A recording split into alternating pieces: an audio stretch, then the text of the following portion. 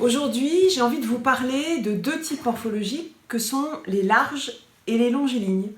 Les larges, ce sont des personnes qui physiquement sont plutôt d'un type soit rond, soit un peu carré, en tout cas d'une morphologie un peu trapue, un peu rablée. Et puis les longilignes qui sont des personnes qui sont tout en longueur. Leurs membres, même leur buste, et même leur visage est plus long et plus étroit que les visages des larges. Donc on s'est aperçu que les larges renvoient à ce qu'on appelle une attitude extravertie et les longilignes une attitude plus introvertie. Donc avec l'extraversion, on a la dimension d'être en interaction facile avec l'extérieur. Et nous, en morphopsychologie, on voit bien que ce sont des personnes qui sont des pragmatiques, qui ont du bon sens, qui ont du sens concret, qui sont plutôt débrouillards et qui sont très présents au moment présent.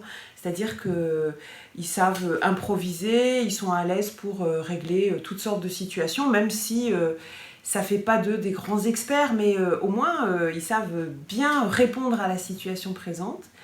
Et puis en face, on a le principe introverti qui est celui de personnes qui fonctionnent sur un mode plus intériorisé, qui sont moins en interaction avec l'extérieur et plus avec leur monde intérieur.